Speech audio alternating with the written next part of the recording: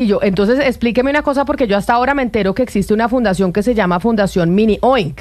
Y entonces esta Fundación Mini Oink es para defender a los mini cerditos, o sea, estos cerditos de los que estamos hablando, ¿cierto? ¿O cómo surge esta Fundación Mini Oink?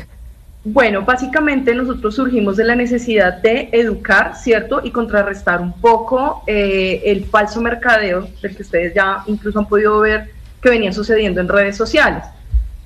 Básicamente porque creemos que cuando las personas tienen las herramientas o la información correcta, no se meten en este mundo, ¿cierto? Y de esa manera, pues, disminuimos la demanda y eventualmente la oferta de estos animales.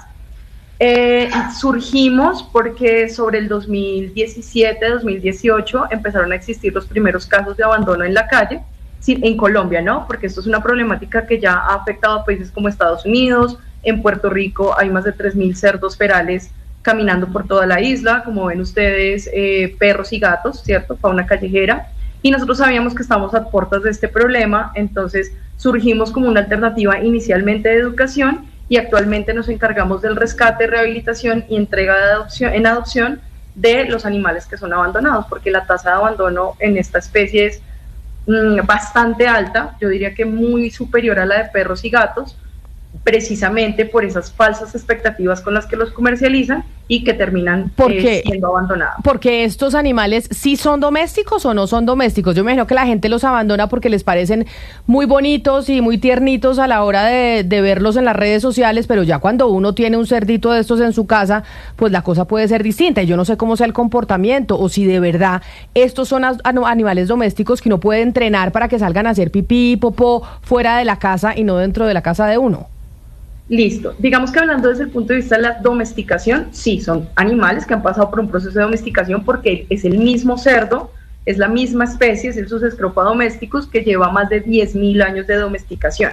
Ahora, siempre los hemos usado como animales de abasto, animales de consumo. Es muy reciente, digamos que también se han utilizado en investigación, y es muy reciente su uso como animal de compañía. Es ahí donde realmente solo lleva unos 40, 50 años. Esto empezó en Estados Unidos, en Canadá, y obviamente como Latinoamérica pues siempre empieza a replicar ese tipo de cosas. En países como Colombia no lleva sino como unos 18 o 15 años más o menos. Entonces sí es una especie doméstica, pero en el contexto de animal de compañía todavía nos falta mucho aprender de ellos. Son animales tercos, son animales fuertes, son animales que necesitan espacios campestres para estar equilibrados mentalmente, físicamente, emocionalmente, y que no se vuelvan agresivos o destructores, que son como las causas principales de terminar abandonándolo. Ese tema del cerdo apartamentero, pues sí es un invento latinoamericano que no debería existir. Y ahí podríamos hablar, Ángela, del mercadeo engañoso, mercadeo falso del que usted nos ha hablado. Yo les traje acá fotografías, por ejemplo, de Paris Hilton, si la podemos poner para que nuestras personas que están acá conectadas en YouTube la puedan ver. Los famosos George Clooney, Paris Hilton, o aquí colombianos, Gracie, con sus cerditos, que obviamente eso popularizó a este animal o esta mascota, pero realmente son animales que crecen un montón. Sí, esto es una problemática que desafortunadamente se movió mucho, no solo en Estados Unidos, sino también, digamos que con nuestra farándula criolla, a través de los influencers y demás. Entonces, ¿qué pasa? La gente se queda con esta imagen que ustedes están viendo ahí, que esto es un cerdo que no tiene más de 8 o 15 días de nacido, en la que le dicen a la gente, no, ya tiene 2 meses, 3 meses, eso es completamente falso, y la gente tiende a pensar que se van a quedar de ese tamaño, y no hay nada más alejado de la realidad. Esto mismo pasó en Estados Unidos, por eso existe allá AMPA, que es la Asociación Americana de Mini Pigs, donde empezaron a contrarrestar, igual que nosotros, el tema con educación y decirle a la gente, no, mira, es que no se queda así, esto es un bebé que ni siquiera deben haberte vendido de esa edad, pero es un animal que en su edad adulta va a pesar entre 35 y 100 kilogramos de peso. Entonces ahí ya la idea cambia, ¿cierto? Ahí ya nosotros tenemos una perspectiva de que realmente es a lo que nos estamos enfrentando. Y si yo te digo, es que el peso final o el tamaño final lo va a alcanzar hasta los 5 años, entonces cuando tú ves un cerdo de 1 año que pesa 20 kilos, pues realmente ese no es su tamaño final, te están engañando. Claro, pero es que Ángela, desde muy joven. La razón por la cual la gente está abandonando estos animales que pues los adquiere y los compra como mascotas ¿Es por el peso? ¿Es porque pues ellos están con la ilusión de que es chiquitico? Y muchas veces a uno le pasa eso con los perros, pues cuando son bebés son divinos y cuando crecen siguen siendo divinos, pero eran mucho más tiernos antes. ¿La gente los abandona porque se vuelven muy pesados o porque tienen un comportamiento dentro de las casas que tal vez la gente no se espera? Ambas cosas, por igual. Lo primero es que se rompe la ilusión o la expectativa del tamaño que tú crees que va a tener, porque te dicen que va a ser del tamaño de un celular o que va a ser máximo del tamaño de un bulldog. Eso es lo que siempre te prometen. Y eso no pasa en el 10% de los casos. La mayoría de mis pacientes están entre los 50 y los 80 kilos. Entonces, tú ya tener un cerdito de ese tamaño en un apartamento que aparte de todo, porque tú no le puedes brindar todas las cosas, se está volviendo agresivo o destructor, hace que la tenencia sea completamente insostenible.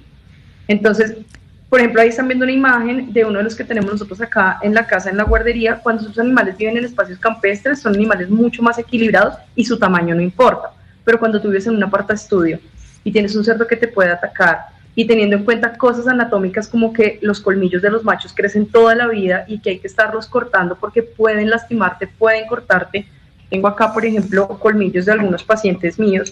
Entonces, tener este tipo de animalitos con una herramienta así, ¿cierto?, en la casa, pues ya no es tan divertido. Son más largos que un dedo, pero no, para imagínese. Los oyentes que no están viendo. O sea, los oyentes que no están viendo gigante. en YouTube, claro, y es más largo que un dedo, Camila, es decir, es más largo que el dedo del corazón, como para las personas que nos están escuchando y no pueden ver la dimensión, o quienes nos ven por YouTube. Esos colmillos de los que nos está hablando la señora Castillo son más largos que el dedo del corazón. Ana Cristina, y lo que no sabíamos, yo es que desconozco el mundo de los mini pigs, me estoy enterando, pero eso quiere decir que uno tiene que cortarles los colmillos como le corta uno a su gato las uñas, o sea, cada cierto tiempo uno tiene que ir cortándole. Debemos hacerlo nosotros como veterinarios bajo anestesia, porque ningún animal dejaría que se acercara nada, obviamente, a su boca. Okay. Se hace bajo anestesia a partir de los 3 años. Cada año o año y medio los tutores de los machos deben estar haciendo este procedimiento para estar, digamos que, regulando ese crecimiento, y que en caso de que el animal, por alguna reacción o incluso a veces solo cabeceándolos para pedir cariño, pueda lastimarlos y terminar mandando a la persona a urgencias para una sutura y demás. Sí, señora Castillo, hablemos de ciertos procedimientos que uno normalmente los hace con mascotas. Por ejemplo, vacunar. Uno tiene que llevar siempre las mascotas a una vacuna, no solamente por la vida de la mascota, sino por lo que la mascota le pueda contagiar a otras de su especie o que le pueda contagiar a los mismos humanos. ¿Qué riesgo hay de los minicerditos que están sin vacunar, que quedan sin vacunar, sueltos, que no tienen todo su cuadro de vacunación, no solamente para contagio entre ellos, sino también para los humanos? El riesgo es absolutamente todo. En Colombia existen muchas vacunas para los cerdos de granja, que serían las mismas que aplicarían para mini pigs. Sin embargo, digamos que a la par que se trabajó la normativa, se estableció un plan sanitario básico para que tuvieran los cerditos mascota, que es micoplasma, circovirus, parvovirus, leptospira, erisipela. Estas últimas 2 enfermedades son zoonóticas, por ejemplo, podrían transmitirnos a nosotros. ¿Y cómo las adquieren? En cualquier parque, en cualquier espacio abierto, porque la leptospira la transmiten los roedores y la erisipela las aves migratorias. Entonces, sí son cosas a tener en cuenta desde el punto de vista de salud pública. Las personas que ya conviven con un cerdo deben cumplir con este plan sanitario, y las personas que, o los cerdos que están sueltos, claramente que son un riesgo para la salud pública. Por eso es que esos animales ni siquiera deberían considerarse como de consumo, porque como decía ayer Héctor, el concejal, pues son animales que no están preparados sanitariamente para este fin. Entonces no tenemos ni idea si esos cerdos alguna vez... Eso me parece importante, porque no sabe la cantidad de gente que nos está escribiendo a nuestra línea de WhatsApp preguntando, bueno, ¿y por qué no los cogen para alimentar una cantidad de gente que se está muriendo de hambre? Y lo que usted dice es, no se puede porque podrían terminar enfermas las personas, porque no se sabe si estos tienen las condiciones sanitarias para poder alimentar gente. Totalmente cierto, así es. Son animales que no están cumpliendo ningún plan sanitario. O sea, si ustedes, los animales que se destinan para consumo, los desparasitan, los vacunan, hacen un montón de cosas para que sean aptos para el consumo. Estos cerditos no tenemos ni idea ni cuál es su trasfondo, de dónde vienen, si alguna vez en la vida algún veterinario los habrá revisado. Entonces es un riesgo muy alto estar promoviendo el consumo de estos animales. Y como, digamos que dato, hoy recibimos un reporte en la fundación de que los cerditos de Pereira ya están empezando a ser consumidos a nivel local por estas personas. Sí, eso le iba a preguntar porque hace algunos meses, doña Ángela, en Argentina hubo una gran polémica porque pues unas personas dieron en adopción a uno de estos minicerditos y terminaron los nuevos propietarios comiéndoselo en una parrilla, hicieron un asado. A Roma, sí señor. Sí, claro. ¿Usted sabe si esto pasa en Colombia? ¿Hay algún tipo de control, sobre todo para quienes entregan en adopción a estos animalitos? Sí ha sucedido en Colombia. De hecho, en las redes de nuestra fundación ustedes pueden encontrar un video de más o menos unos 15, 20 mini pigs que llegaron a la central ganadera de Antioquia hace más o menos 1 año y medio, 2 años. ¿Qué sucede? Si es la misma especie y digamos que si el mini pig fuera criado para consumo desde el inicio, podría hacerse. O sea, no hay ningún tipo de restricción porque es la misma especie y sus escropa domésticos. Hablemoslo así. ¿Cuál es el problema? Cuando los animales obviamente tienen un vínculo, cuando los animales son criados con otro fin, cuando no han cumplido un plan sanitario. Y aparte, el cómo se sacrifican esos animales, este sacrificio en traspatio, haciéndolo de las peores formas posibles, con muchísimo sufrimiento, eso son prácticas de maltrato animal también. Entonces, realmente hay un gran panorama alrededor de si nos los comemos, si no nos los comemos, que es lo mismo, sí es lo mismo, pero no, porque, como les digo, sanitariamente son animales que no son aptos para el consumo. Además que el cerdo que se consume es un cerdo que usualmente tiene 6 meses de edad cuando pasa a las plantas de beneficio. Estos cerdos son animales que tienen 3, 4, 5 años porque pueden vivir hasta 30 años de edad. Entonces, dense cuenta, digamos que el trasfondo de toda esta problemática detrás del supuesto consumo de estos animales. Aunque sí se hace, sí ha pasado.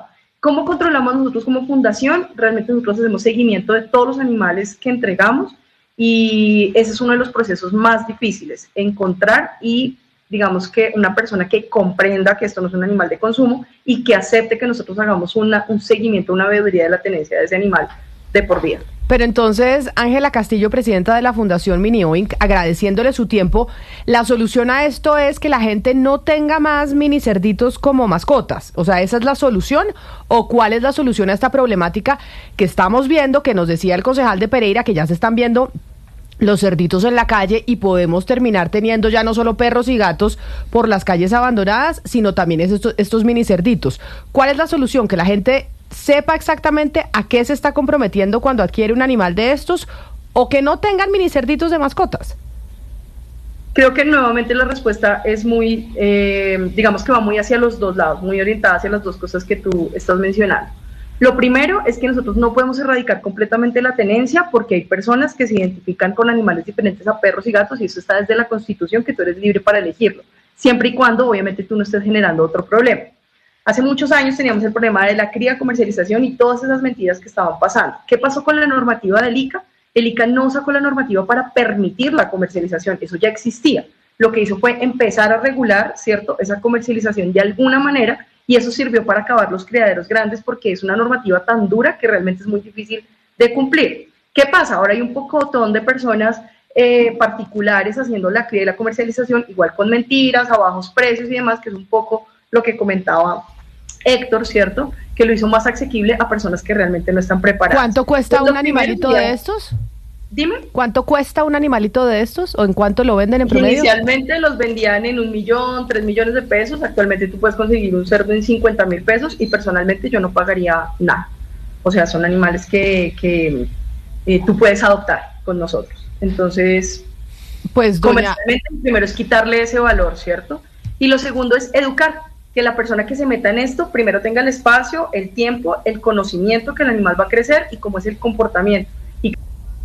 Ay, se me fue doña Ángela Castillo, pero pues tiene razón, me parece importante de la pedagogía que ella pues nos estaba haciendo frente a estos animales que mucha gente por moda, porque ve a Gracie Rendón, porque ve a Paris Hilton y porque ve a otros famosos con los cerditos, entonces quiere tener este tipo de animales. Era doña Ángela Castillo, Ana Cristina, presidenta de la Fundación Minioinc. Mira, aquí creo que es importante precisar algo. Cuando hablamos de que el consumo de esos mini cerditos, como están preguntando los oyentes, no es seguro, es porque no han sido criados para eso. Pero la carne de cerdo que uno compra en los supermercados es completamente limpia y sana. Las condiciones de crianza de los cerdos para consumo en Colombia son de unos estándares altísimos y tienen una calidad, es decir, no hay ningún problema en el consumo de carne de cerdo, que no se vaya a confundir acá que es el consumo de carne de cerdo. Es el consumo de cerdos que no han sido criados para el consumo porque la carne de cerdo en Antioquia en toda Colombia, ahora tiene unas condiciones de crianza que son con la absoluta rigurosidad y respeto pues a la salud de las personas. Ahí entonces, para que empecemos a aprender de estos mini cerditos, que no se vayan ustedes a confundir. 11 de la mañana, 44 minutos. Sebastián, usted que ha estado tan metido en el tema de los precios de la energía y preocupado por su compañero Oscar Montes, que está pagando un montonón de plata por el servicio de electricidad. Vi este trino ayer del presidente Gustavo Petro, que lo podemos ver en pantalla, en donde dice que comienza la movilización por la rebaja de las tarifas eléctricas y que ya está en operación la nueva fórmula tarifaria, ya la demandaron ante el Consejo de Estado. Invito a las empresas públicas de generación a aceptar desde ya el cumplimiento de la nueva fórmula. Espero de las generadoras privadas su decisión de aplicar de manera inmediata la nueva fórmula tarifaria. ¿En dónde empezó esa manifestación? Porque si la viene promoviendo el gobierno desde hace rato, es decir, promover manifestaciones en contra de las generadoras de energía, que dice el presidente Gustavo Petro, se niegan a aplicar la nueva fórmula que sacaron desde la CREC. Pues precisamente la de esa foto, no sé, pero acuérdese que incluso estuvimos con el que convocó esa manifestación hace más o menos un mes y pico. Esa fue en Barranquilla, un viernes 10 de la mañana, más o menos, creo Lucas que fue viernes 10 de la mañana. Pero bueno, este intento que se lleva haciendo desde hace mucho de bajar de cambiar la fórmula, Camila, para que las tarifas, sobre todo en la zona Caribe, sean más baratas, pues se introdujo una resolución de la CREC y según el presidente en el Consejo de Ministros, que fue pues la pelea de todos contra todos del 5, la Casa de los Famosos, sí, del 5 de febrero de este año, pues el presidente fue muy duro con mucha gente dentro de su gobierno, y una semana antes había salido del gabinete el viceministro de Energía, Javier Campillo, que había llegado en octubre del 2023, ya llevaba 14, 15 meses como viceministro, y a mí me parecieron pues unas palabras muy fuertes, no solamente contra el doctor Campillo, sino contra mucha gente. Pero en esta oportunidad recordemos la parte en cuando Gustavo Petro le empieza a preguntar a Andrés Camacho, a su ministro de Minas y Energía, ¿por qué las tarifas no bajan? ¿Por qué las tarifas no bajan? Y acá es cuando llega el momento de hablar sobre el viceministro Javier Campillo. ¿Por qué el viceministro renunció después de que hablamos de bajar tarifas de la luz? Presidente, usted como lo sabe, estamos enfrentando en los ministerios, en los sectores... Entonces, ¿quién propuso ese viceministro? Yo cuando llegué, porque presidente... puso un viceministro que no entendió cuál era el programa de gobierno, que es bajar las tarifas de la energía eléctrica, que estaba haciendo otro trabajo diferente para otros. Y eso no puede ser en ningún ministerio. El viceministro lo escoge el presidente, pero deja de ser los propuestos por los ministros y ministras. Porque lo que aconteció con el Ministerio de Energía me dejó un mal sabor. ¿Cómo así? Entonces, manifestación del pueblo barranquillero, cambio de la norma tarifaria para bajar tarifas, que se quieren burlar de eso, ¿cierto? La empresa XM, que lo que contestó a la prensa es una mentira. Entonces no es que no me haya llegado la última página del anexo de... Y después de esas palabras, Camila, el otro día el saliente viceministro Campillo en su cuenta de X puso lo siguiente: presidente Gustavo Petro, mi única agenda ha sido la operación energética segura y con tarifas eficientes para el país, como le demuestran todas mis acciones. Si mis recomendaciones técnicas no son tomadas en cuenta, prefiero no hacer parte de las consecuencias para los usuarios.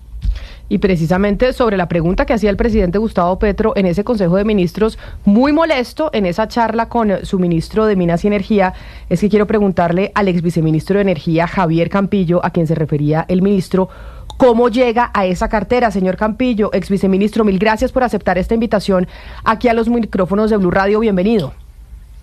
Muy buenas tardes, buenos días todavía, ¿cómo están? Saludos a toda la mesa. Ahí veíamos al presidente pues muy molesto y diciendo, ¿quién trajo ese viceministro? ¿Usted cómo llega a ese viceministerio? Para empezar a tener claridad. A mí me invitan, yo era el director del IPSE, del Instituto de Planificación y Promoción de Soluciones Energéticas para Zonas No Interconectadas. Había conocido al exministro Andrés Camacho cuando hizo parte del grupo de asesores de la exministra Irene Vélez. Conversamos un par de veces, y también cuando su nombre sonaba para la presidencia de la ANH, estábamos conversando sobre la fusión entre el IPSE y la ANH, que era un tema que se venía discutiendo hace tiempo.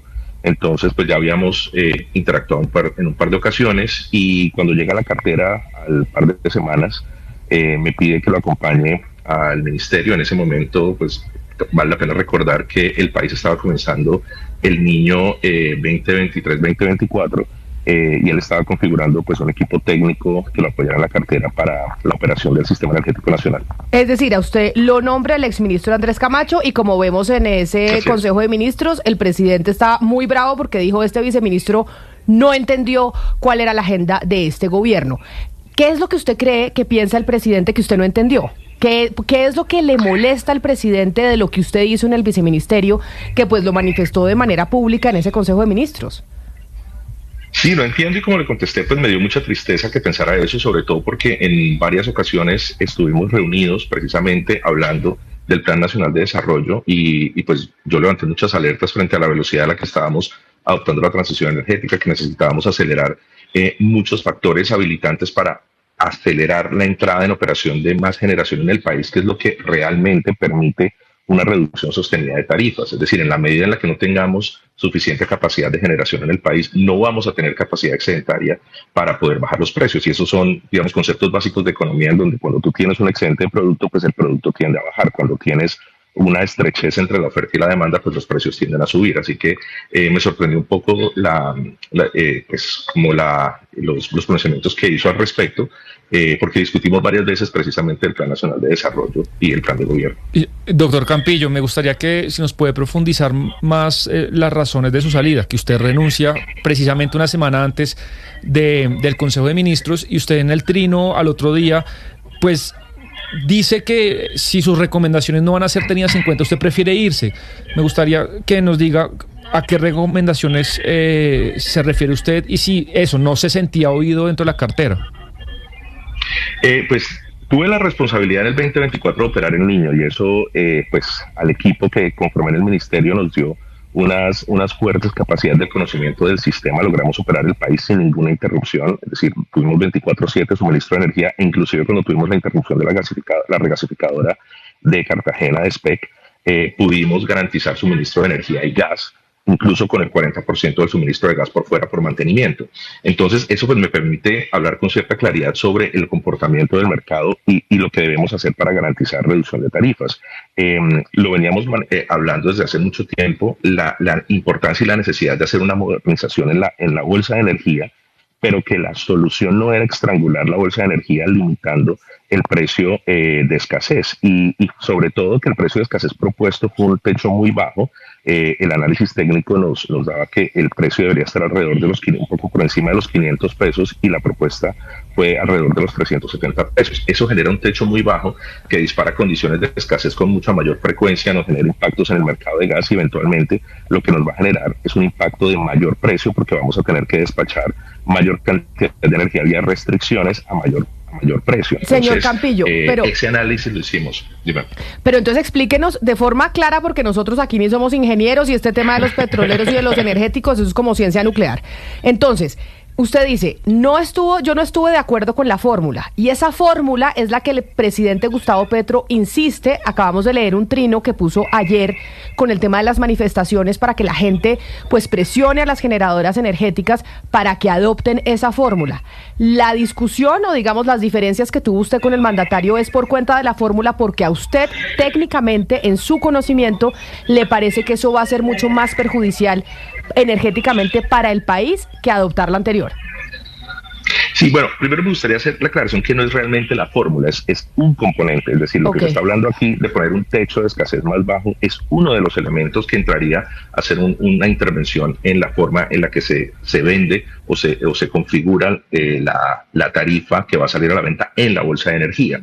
Hay muchas otras medidas que venimos trabajando o que trabajamos en su momento y que podrían tener un mejor efecto. Entonces, en ese sentido, la forma, y de pronto y si bien las últimas semanas pues estuve a un lado de estas decisiones, y que fue lo que le quise decir en mi carta de renuncia, en la que seguía abierto para conversar estos temas, porque las últimas conversaciones las tuvimos el año pasado, a finales del año pasado, y entonces no entendí en dónde se perdió la comunicación, en donde pasamos de una modernización de toda la estructura tarifaria a estrictamente hacer una intervención específica en la bolsa que puede generar un efecto completamente contrario. Entonces realmente es eso, y disculpe de pronto cuando me pongo un poco técnico. Ex viceministro, preguntaba el presidente en ese Consejo de Ministros televisado, ¿por qué renunció el viceministro cuando se le pidió que bajaran los precios de la energía? Usted ya más o menos nos está contestando, pero entonces esta política energética que tiene el gobierno nacional, según su punto de vista, ¿hacia dónde nos puede llevar?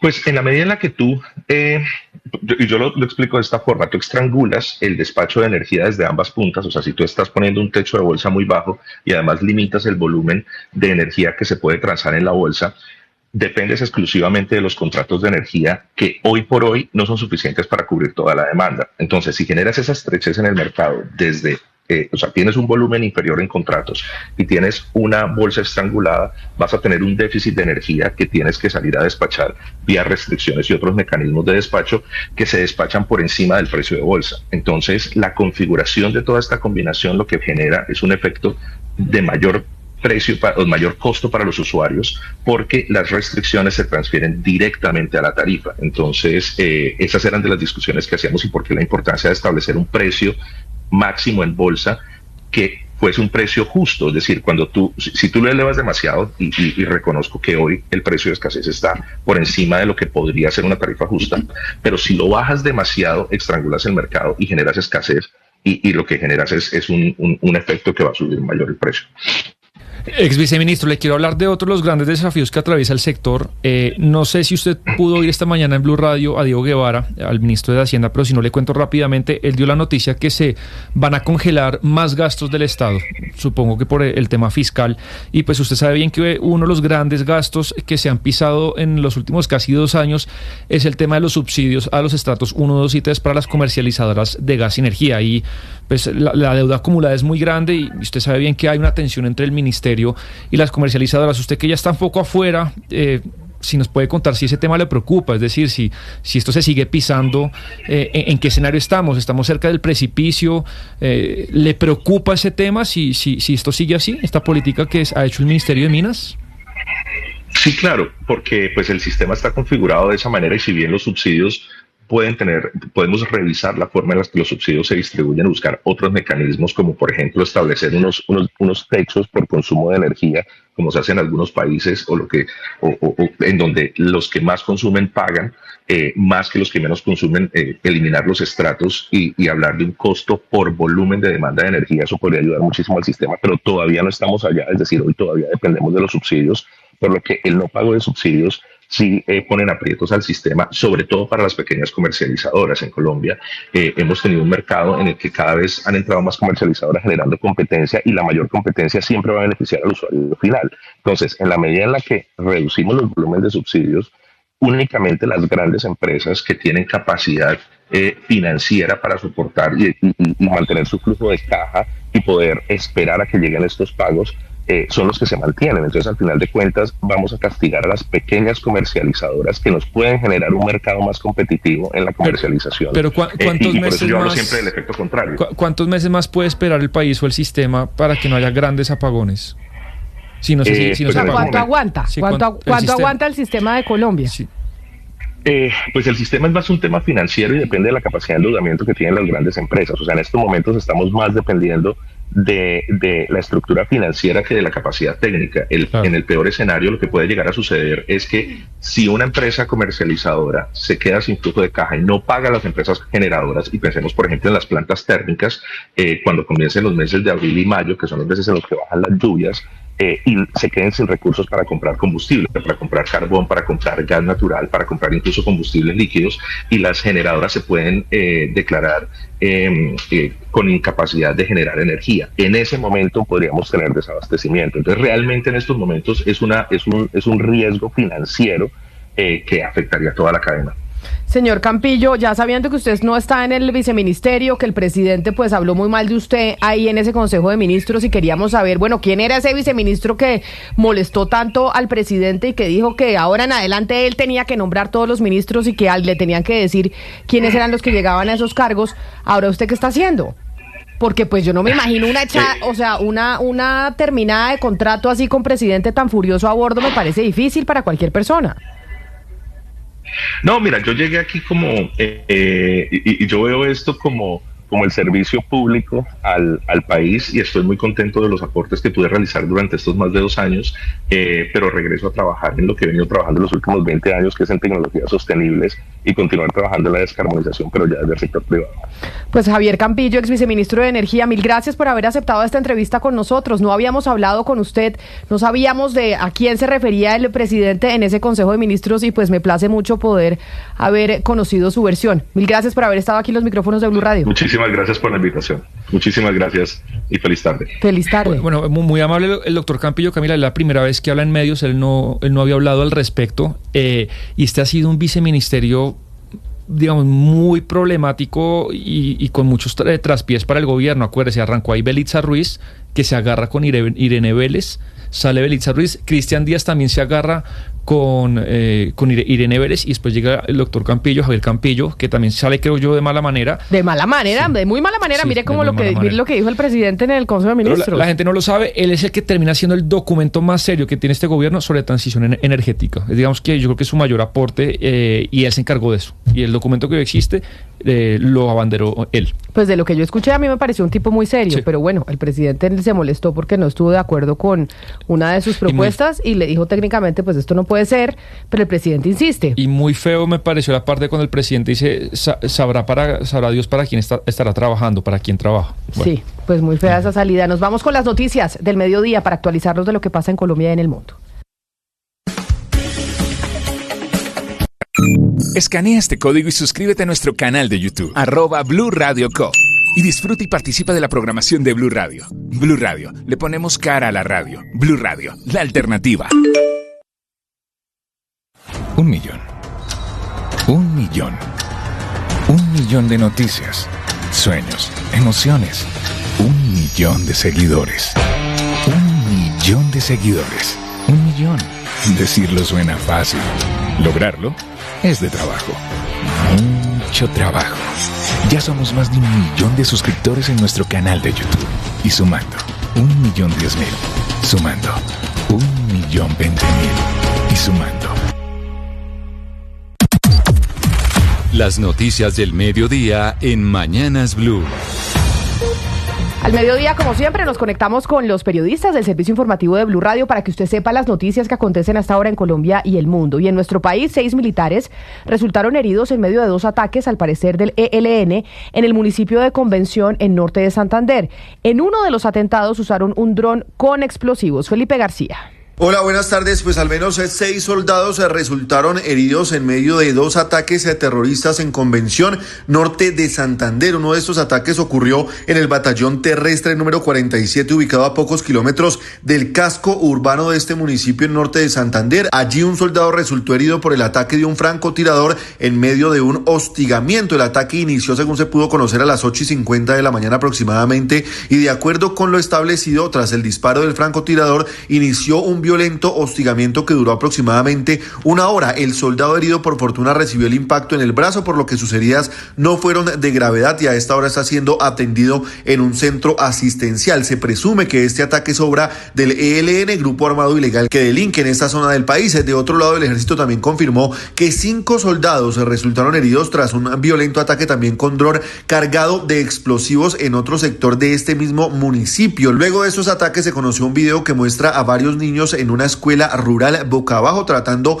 de resguardarse de los disparos que, tal como se escuchan en las imágenes, sonaron bastante cerca en este punto del norte de Santander. Se confirma entonces estos 6 soldados heridos en medio de 2 ataques distintos en norte de Santander.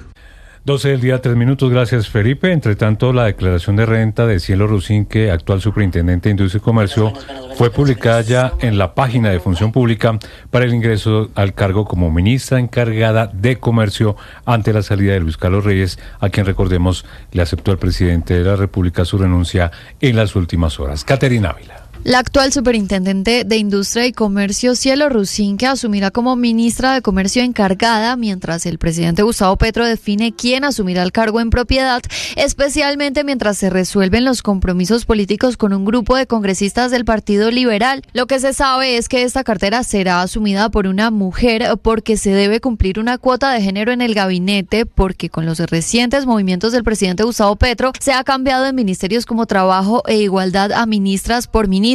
Es el caso de Gloria Inés Ramírez, reemplazada por Antonio Sanguino, y de Francia Márquez, reemplazada por Carlos Rosero. Pero también hay en curso una negociación por representación política por parte del Partido Liberal que deberá resolverse para nombrar a un ministro en propiedad. La declaración de Cielo Rusinque, actual superintendente, fue publicada en Función Pública para el ingreso al cargo como ministra encargada.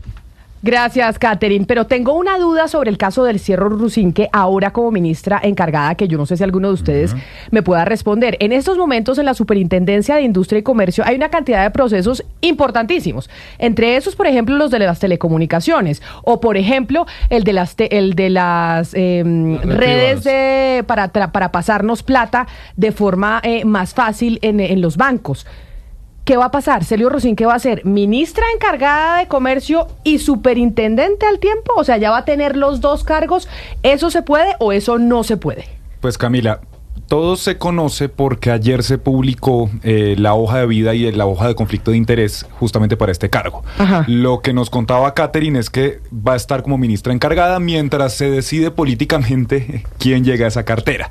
Pero lo que yo sí le digo es que si fuera un encargo de 2 días o un encargo de 3 días, pues no, la hubieran puesto como encargada y suben todas estas hojas de vida y demás.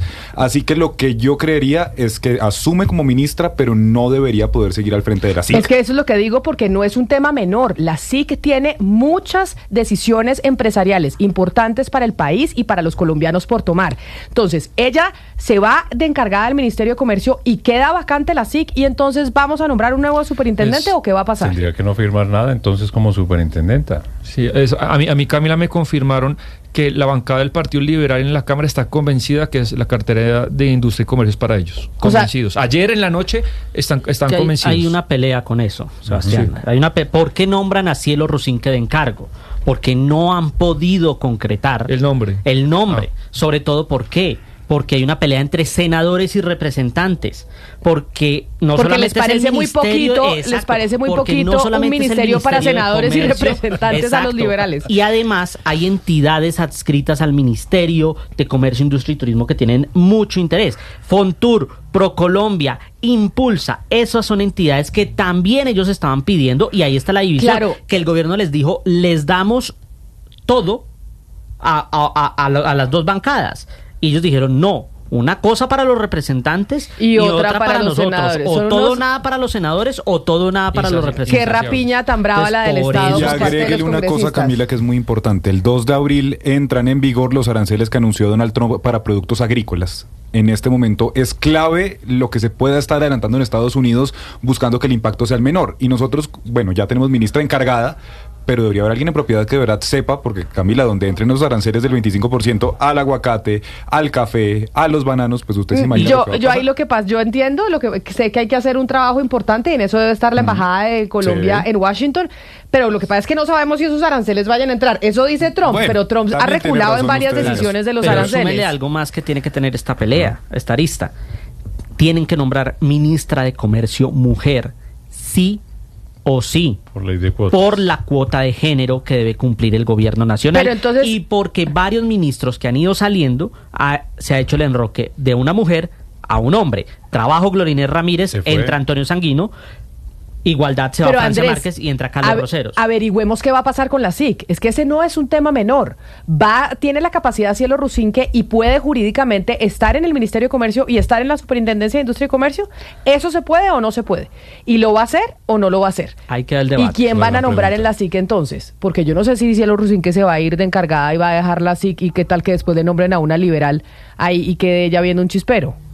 Ahí está el debate. 12 del día, 8 minutos. A 10 meses del cambio en el modelo de la salud para los maestros, continúan surgiendo varias fallas. Ante esta situación, la Federación Colombiana de Educadores, FECODE, le está exigiendo al gobierno una pronta respuesta. Según el gremio, más de 2.000 contratos con entidades médicas han vencido sin solución. Jessica Gutiérrez. En un comunicado reciente, FECODE y los docentes señalan que la fiduciaria, la previsora SA, adscrita al Ministerio de Hacienda, ha jugado un papel muy pobre en la dirección de la estrategia de estabilización y consolidación del nuevo modelo de salud de los docentes y que, por el contrario, ha primado las antiguas prácticas nocivas que hoy, según la entidad, han sido envueltos en escándalo de presunta corrupción. Y es que, según lo que dijo el gremio, es que la fiduciaria dejó vencer 2.914 contratos con entidades médicas, lo que profundiza aún más la crisis a partir de este año. En el comunicado también se critica el funcionamiento del sistema de salud actual, destacando que se oculta el hecho de que los prestadores se les paga solo el 70% de sus servicios con base a la facturación, lo que refleja deficiencias en la ejecución de los pagos y la atención a los usuarios. Y es que en medio de estos hechos, FECODE reitera su exigencia de la estabilización del modelo de salud al gobierno nacional, destacando la necesidad de soluciones efectivas que garanticen la atención digna y oportuna para los docentes y sus familias. 12:10 y cambiamos de tema porque el Acueducto de Bogotá está pidiendo que se suspenda el trámite del polémico borrador de resolución del Ministerio de Ambiente sobre el ordenamiento ambiental de la Sabana de Bogotá. Miguel Garzón. La solicitud la hizo el apoderado legal de la empresa de acueducto, el abogado Camilo José Orrego, ante el Tribunal Administrativo de Cundinamarca para que decrete una medida cautelar de emergencia que suspenda inmediatamente el trámite de expedición de la resolución del Ministerio de Ambiente, por medio de la cual se establecen los lineamientos para el ordenamiento ambiental de la Sabana de Bogotá. En medio de la audiencia pública que avanza en este momento, el alcalde de Bogotá, Luis Carlos Galán, recordó que esta no es una controversia de tipo político y que se debe respetar la sentencia en torno a la importancia del río Bogotá. No es una controversia de tipo político, sino es un escenario jurídico, técnico, social, ambiental, en el que tenemos que converger todos para dar cumplimiento a las órdenes que este tribunal ha emitido. Por eso, aquí no se trata del gobierno nacional, de la alcaldía mayor, sino de respetar la sentencia que fue expedida y de dar cumplimiento a ella, y que todos hagamos lo que está en nuestra responsabilidad en el sentido de dar cumplimiento a esa sentencia. Eso dijo el alcalde Carlos Fernando Galán, y aseguran también desde el acueducto que con esta resolución no se puede realizar adecuadamente el tratamiento de las aguas residuales producidas por la ciudad de Bogotá. Y mediante un comunicado, el Partido Nuevo Liberalismo se sumó a la administración distrital en su rechazo ante el proyecto de resolución presentado por el Ministerio de Ambiente y Desarrollo Sostenible, Andrés Carmona, que establece los lineamientos para el ordenamiento y protección ambiental para la sabana de Bogotá. Bueno, el Nuevo Liberalismo, partido del alcalde. Exactamente, y el director de esa colectividad, Juan Manuel Galán, hermano del alcalde Carlos Fernando Galán, señaló que el proyecto de resolución bloquea el desarrollo y la expansión de proyectos estratégicos que mejorarían la movilidad y la infraestructura de Bogotá. Sostiene el Nuevo Liberalismo que el gobierno nacional desconoce el compromiso real que desde la alcaldía existe para garantizar el abastecimiento de agua, la recuperación de los cerros orientales y la reserva Thomas van der Hamen. Es por eso que le piden al gobierno nacional que se establezca un diálogo concertado con la administración distrital y los actores involucrados para hacer esfuerzos que permitan un equilibrio entre la protección del medio ambiente y el desarrollo sostenible y económico de Bogotá y sus alrededores. Y vamos ahora a la ciudad de Cali porque están disparados los casos de infecciones respiratorias allí en la capital del Valle del Cauca por cuenta de la temporada de lluvias.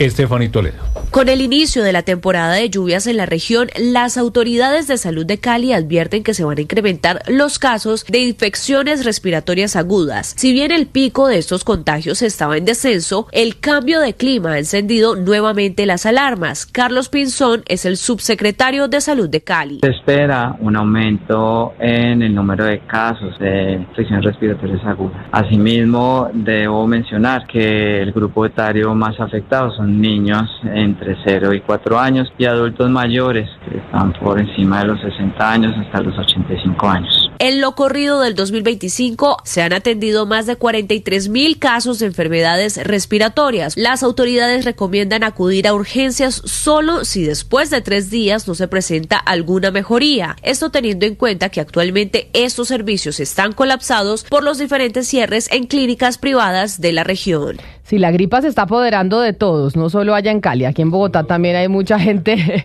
con gripa. El predio Montecasino, recordado por ser la mansión de los hermanos Castaño en Medellín, ya no será un laboratorio temporal de medicina legal. Ahora las víctimas en Antioquia le están pidiendo al gobierno nacional otro espacio para identificar a los desaparecidos. Héctor David Santamaría. Hace cerca de un año se anunció con bombos y platillos que la antigua casa del terror de los hermanos Fidel y Vicente Castaño en el exclusivo sector del Poblado en Medellín sería un laboratorio temporal de medicina legal. Esto con el fin de albergar cerca de 1.200 cuerpos de personas dadas por desaparecidas.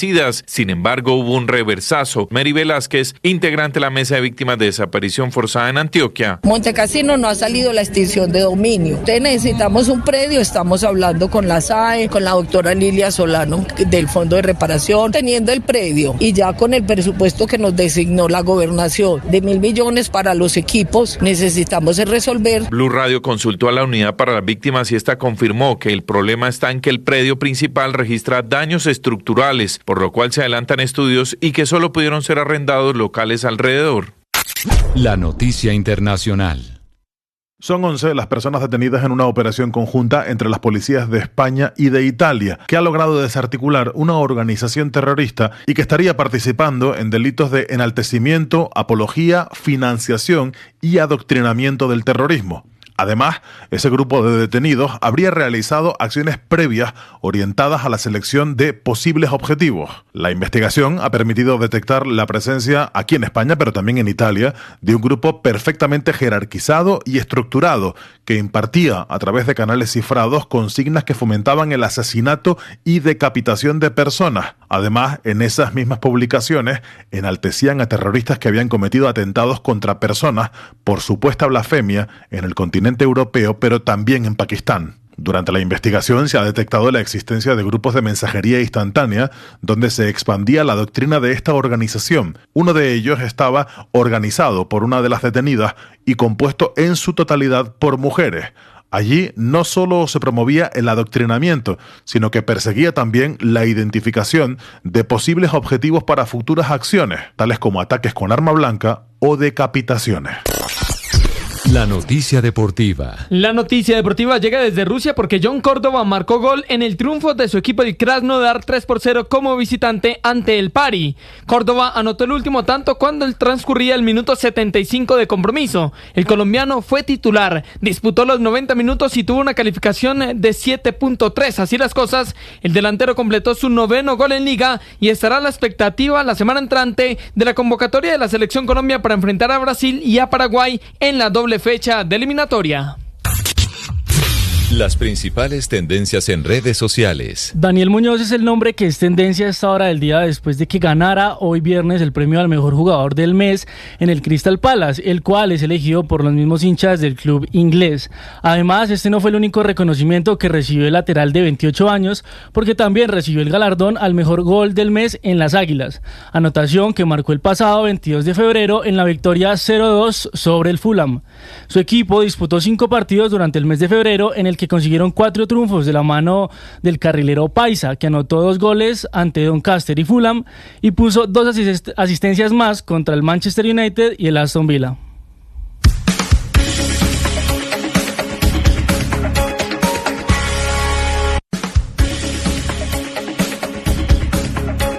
El mediodía. Y en Mañanas Blue continúa el análisis y el debate. Dirige Camila Zuluaga. 12 del día, 17 minutos. Aquí seguimos conectados con ustedes en Mañanas Blue. Les damos la bienvenida a quienes estaban en sus noticias locales en Medellín, Cali, Barranquilla, Bucaramanga. Gracias por seguir con nosotros aquí en la edición central de Mañanas Blue. Gonzalo, ya nos vamos para Cartagena porque queremos hablar de algo que usted dice que demuestra el atraso de nosotros en el sistema financiero, pero quiero preguntarle sobre Kate Middleton y Meghan Markle, porque hay una encuesta que dice cuál es la favorita de la realeza, y es que hay muchas noticias de la realeza por estos días. Uno, que Meghan Markle estrenó show en Netflix, ¿no? En show de cocina. Ella quiere ser como una Martha Stewart ahora a través de Netflix. Y 2, el rey Charles estrenó podcast en Apple Podcast también. O sea, están toda la realeza metida en el entretenimiento. Yo me quedé con Meghan Markle en Suits, Camila, y después de allí le perdí la pista a la señora, ¿no? No creo que sea tan entretenido ver a la señora cocinando. No, es que ella hace un show que han criticado mucho en Netflix, en donde ella le dice cómo atender a sus invitados, cómo poner la mesa, como Martha Stewart, que era la primera que hizo eso, y por eso la han criticado, porque dicen, no sabemos si realmente Meghan Markle hace eso, si ella de verdad sabía y cocinaba y pues era una experta en ese tipo de cosas, pero de pronto sí. Un tema de protocolo, Camila. Como le digo, yo prefiero quedarme con la Meghan Markle de Suits, ¿no? De la ley de los audaces. Mire, la encuesta la publica YouGov. Espere un segundo. Pero antes de que diga, Ana Cristina, ¿usted quién cree que es la favorita? ¿Kate Middleton o Meghan Markle? Ana Cristina. La favorita, Kate Middleton. Sí, pero también depende de dónde se haga la encuesta, ¿no? Porque yo creo que si se hace en el Reino Unido, la favorita obviamente es Kate Middleton. Barry. Si se hace en Estados Unidos, claro, creo que puede ser Meghan Markle. No es que mire, Camila, con respecto a ese programa de Meghan Markle en Netflix, publicaron una columna fabulosa en la revista Slate, que dice porque es una columna en que hablan no solamente de toda esta campaña publicitaria que han tenido Meghan y Harry, porque ellos ya se pusieron como en el campo del marketing. Recordemos que ellos tuvieron este podcast Archetypes que no funcionó, el libro Slate que publicó Harry, también tuvieron este documental que publicaron los dos y del que también estuvimos hablando, y esa entrevista famosa de Meghan Markle en Oprah Winfrey que le fue pues bastante mal. Pero sobre este programa, sobre esta serie nueva que se llama With Love Meghan, bueno, es maravilloso. Entonces dice, primero, que es una producción demasiado californiana para que puedan entender los británicos. Dice, a nosotros no nos hablen de eso, porque nosotros vemos eso supremamente lejano. Pero yo no sé si sea para los británicos, Ana Cristina, yo creo que eso es para los gringos. No, por eso. Claro, es que es visto, es la perspectiva británica, porque esa serie cae muy mal en Gran Bretaña. Y la autora dice todo el tiempo, la autora es Imogen Westnight, y ella dice, mire, a mí me cae muy bien Meghan Markle, seguramente es una persona con que yo saldría a tomarme un café, pero mire, esa serie es completamente californiana y eso nos cae pues al hígado a los británicos. En segundo lugar, ella se ve como un tipo de mujer gringa súper querida con la que los británicos no sabríamos qué hacer en la casa. O sea, viene esta señora de visita y yo qué hago con esta señora en mi casa, pues ¿qué hago con ella? No, porque ella, el show es que ella invita a su casa. Entonces ella le dice a usted cómo poner las fresas, cómo poner las cerezas, cómo los dips, cómo servir su mesa bonita. Por eso yo digo, es como un intento de Martha Stewart. Allá voy. Entonces es que el parámetro de ellos no es Martha Stewart. Ellos tienen otros parámetros que son, por ejemplo, Stacey Solomon o Christy Allop. Entonces ellos dicen, ella quiere conquistar el mercado británico con algo que no es el paradigma de nosotros. Entonces, en ese sentido es, para los británicos, si ella les caía mal, ahora con esto ya sí, muchísimo peor, porque está tratando de ser o de mostrar lo que no es propio de la cultura británica. Bueno, pero entonces, Gonzalo, la encuesta es, ¿en el Reino Unido, en Estados Unidos o en el mundo? ¿Y a quién prefieren? ¿A Kate Middleton o a Meghan Markle? Yo voy a decir algo que va a sonar antipático, ¿no? Yo creo que a Meghan Markle le importa 5 si le cae bien a los británicos o no. La señora está en California y está allí, ¿no? Y ella, digamos que sí, es parte de la realeza, pero se han alejado muchos. Ella no es parte de la realeza. Para usted no es parte de la realeza. No, pues, no, pero para los ingleses tampoco. Bueno, pero a ver, porque usted cree que es chusma, entonces ella no puede ser parte de la realeza. No porque yo crea que es chusma, sino porque ella no hace sino hablar pésimo de la realeza. Bueno, pero está muy bien. Y además está por fuera. Sí, está por fuera. Está perfecto. Por fuera. A ver, la señora es parte, o sea, yo sé que hay un tema ahí de palabras, sé que hay un tema de choque, pero la señora es linaje real. La señora estaba, lo más absurdo de Meghan Markle es que ella no hace sino hablar pestes de la realeza británica, se fue, ya se cree Diana de Gales y después reclamaba frente a Oprah Winfrey que es que les querían quitar los títulos, que ay no, que tan terrible que les querían quitar los títulos. Pues si le parece tan horrible la realeza, pues qué importa que le quiten los títulos a ella y a sus niños. Bueno, lo cierto del caso, Camila, es que la encuesta se le hizo a británicos, ¿no? Únicamente británicos, sí, señora. Entonces gana Kate Middleton, obviamente. Bueno, pero déjeme explicarle un momento. Déjeme darle los números, ¿no? Para que usted sepa cómo se hizo el estudio. 2.231 británicos, ¿no? Se hizo en 2 días la encuesta, por teléfono. Se le preguntó a los británicos, por favor, díganos quién es su favorita. Y además de eso, díganos quiénes son sus favoritos dentro de la realeza. Lo hizo, la encuesta lo hizo YouGov, que ha trabajado una cantidad de encuestas no solo en los Estados Unidos, sino también fuera de la nación norteamericana. Y obviamente, Camila, como usted acaba de decir, ahora sí le doy la palabra, Kate Middleton gana, pero con creces, ¿no? Barre, pero es que no me tenía que contar la encuesta. 74%, obvio, ¿no? Pero claro, 74% pero obviamente. Frente a un 26% de Meghan Markle. Pero le voy a decir lo siguiente. Kate Middleton no es la persona más querida de la realeza. No lo es. La persona más querida de la realeza británica es la princesa Ana. La princesa Ana tiene un 86%. ¿Esa es cuál? Perdón mi ignorancia de la realeza inglesa. ¿Ana es cuál? Ana es la hija de Isabel, la hermana de Carlos. Ok. Es hermana de Carlos. Que pasa muy por debajo de cuerda mediáticamente hablando. Ah, ya sé cuál. Yo es como que me acuerdo de The Crown, entonces ahí ya sé cuál es la que está, bueno, ya sé cuál viendo. Es. Ana es la más querida. Luego vienen los príncipes de Gales. Y luego aparece el rey Carlos III. El 56% de los británicos quieren al señor. Y sobre todo, Camila, la querencia hacia el señor ha aumentado porque se sabe que está muy, pero muy mal. Y ahora con el podcast, échele un ojo al podcast que está lanzando en Apple Podcast, que creo, ¿cómo se llama? El podcast se llama The King's Room, creo. O creo que se llama The King Rustic Room, el nuevo podcast del rey Charles en Apple. Que por eso digo, están todos en el entretenimiento, por eso hay muchas noticias de la realeza británica en estos momentos, ya que hoy estamos de viernes. Pero, Gonzalo, nosotros aquí, y le hemos contado a usted, y usted nos dice, oiga, no puedo creer que hasta ahora ustedes estén haciendo eso allá en Colombia. Le hemos hablado del sistema breve que va a lanzar el Banco de la República y que lo lanza en julio de este septiembre. Año. Ahora lo corrieron para septiembre. Esta semana Ana María Prieto le contó, no sé si valora analítico Bloomberg. No le puedo creer. Perdón con algunos de los compañeros, si no, bueno, Bloomberg le dio una entrevista y, bueno, 3 mesecitos se corre. ¿Se corre otra vez? Pues resulta que están en Cartagena, en un evento de Asobancaria, en un camp, hablando precisamente de breve y de la importancia de este sistema, que yo le pregunté a ella en estos micrófonos que por qué se habían dejado coger ventaja y por qué los privados lanzaron su sistemita de las llaves y los tags y no sé qué, y no el Banco de la República lo lanzó primero. De hecho, pues oigamos a Jonathan Malagón, presidente de Asobancaria, que estuvo que está en Cartagena hablando precisamente de breve, ese sistema que usted me acaba de dar la noticia, no sabía que se había aplazado aún más. La noticia es fresca, sí, entrevista de ayer. A ver qué dijo Malagón desde Cartagena sobre este sistema.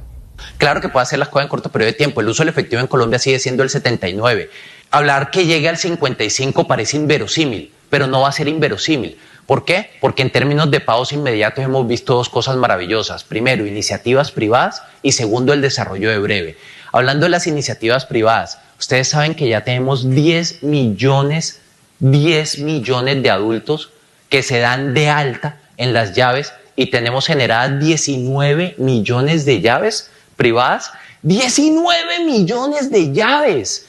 19 millones de llaves, ya tenemos más del 25% de los adultos, más de 10 millones, más del 25% de los adultos con una llave en el esquema privado. Y eso que dice el presidente de Asobancaria, Jonathan Malagón, sobre los 10 millones de adultos ya con su llave en el sistema privado, es lo que a mí me raya un poquito, porque entonces esas 10 millones de llaves, cuando tengamos breve, se van a tener que borrar y van a tener que tener unas nuevas llaves. Yo se lo pregunté a la doctora Prieto del Banco de la República y no me supo responder, pero entonces quiero saludar al vicepresidente de Ecosistemas de Bancolombia, Luis Miguel Zapata, que nos acompaña hasta ahora, que fueron junto a Davivienda los que lanzaron primero este sistema de las llaves. Señor Zapata, bienvenido, gracias por estar con nosotros. Hola Camila, un especial saludo para ti y un especial saludo para la mesa de trabajo. Estas 10 millones de llaves que ya existen, como decía el señor Malagón, cuando lancen breve del Banco de la República en septiembre, ¿vamos a tener que volver a hacer el proceso y sacar unas nuevas llaves con breve, o esas llaves de Bancolombia y de Davivienda o los tags del Grupo Aval van a migrar directamente al sistema y no vamos a tener que hacer nada nuevamente? Bueno Camila, yo empezaría por algo y estamos en un momento único del sistema financiero. Nos debemos sentir muy orgullosos del sistema financiero colombiano. Estamos trabajando por la inclusión financiera, estamos trabajando por la profundización crediticia. La iniciativa de Redeban de las llaves lo que busca es pedagogía, familiarizar el movimiento de dinero entre bancos a través de las llaves. No sé si ustedes ya tienen su llave, pero es un concepto que debemos trabajar fuertemente en educar a los clientes, en educar a los usuarios. Pero mire, don vicepresidente Zapata, déjeme, yo lo interrumpo porque es que yo quiero una respuesta, porque lo mismo me pasó con la doctora Prieto y nadie me ha podido responder. Yo entiendo lo de la pedagogía, yo ya tengo mi llave, no la he utilizado, pero esa llave yo la voy a tener que volver a bajar y tengo que tener una nueva cuando lance en breve, ¿o no? Vamos a empezar por algo, Camila. El 1 de julio empieza breve, es el registro de llaves, y el 1 de septiembre empieza la transaccionalidad de las llaves. Entonces, sí se debe volver a registrar la llave, pero ¿qué ganamos en estos meses de trabajo? La pedagogía, la familiaridad, y que Colombia entienda cómo se mueve el dinero con llaves. Entonces, a partir del 1 de julio, que inicia el registro de llaves en el sistema breve del Banco de la República, se deben volver a grabar las llaves. ¿Qué estamos haciendo como entidades financieras? Que sea la menor cantidad de fricciones posible para que se inscriba fácilmente al sistema breve.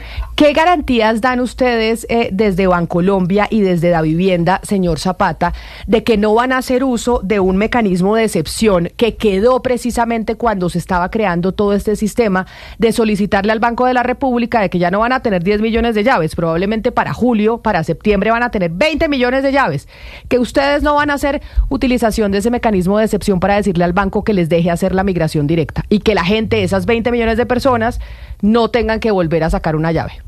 Camila, lo bonito de este sistema de Redeban es que no son solo las grandes entidades financieras.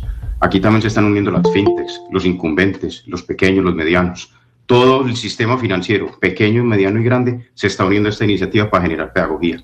Todos debemos cumplir una regulación que está muy clara desde el Banco de la República y no deben haber excepciones para ninguna entidad. Claro, es que ¿sabe por qué le pregunto? Porque hablando con diferentes bancos y fintechs, no solo fintechs, sino bancos también, nos comentaron de una molestia que hubo con Bancolombia y Davivienda, y una molestia muy grande porque ustedes en un principio le pidieron al Banco de la República que aplazara aún más la entrada de breve porque no estaban listos, y después, sin que nadie supiera, ustedes lanzaron esta pedagogía entre Davivienda y Bancolombia de las llaves, y el resto del sector no sabía que ustedes lo iban a hacer y sentían que era como pues una jugada pues no tan buena dentro del sistema que se estaba construyendo entre todos.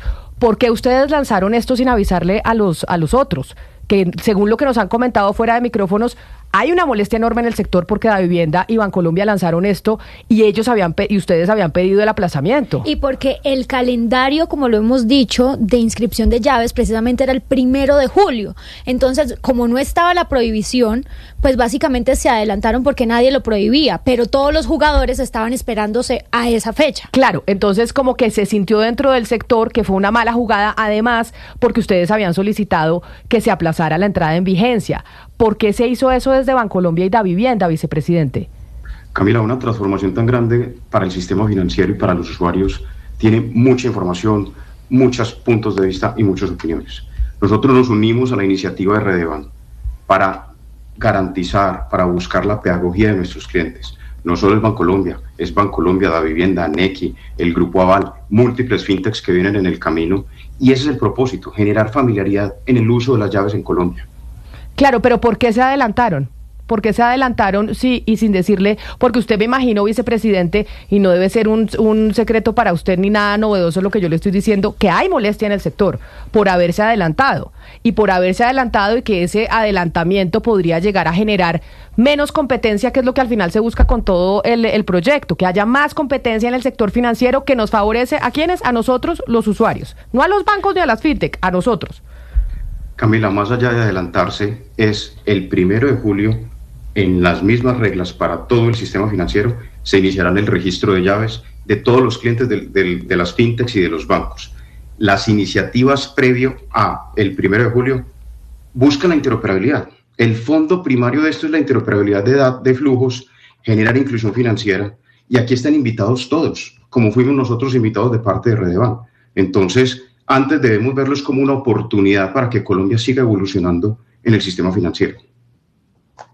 Vicepresidente Zapata, quisiera saber por qué, digamos, al momento en el que pues esto se está implementando y que uno entiende que el espíritu del Banco de la República es crear un bien público. Al final esto es como la autopista norte, que no es de nadie, sino es para todos los colombianos que quieran pasar por la autopista norte. Apenas esto se va a implementar, los tres actores más importantes del sector privado, los 3 rieles privados más importantes que son Credibanco, Redeban y ACH, inician un proceso ante la Superintendencia de Industria y Comercio para integrarse y que se creen un solo riel, es decir, un mega riel privado. ¿Cuál es la intención de esto?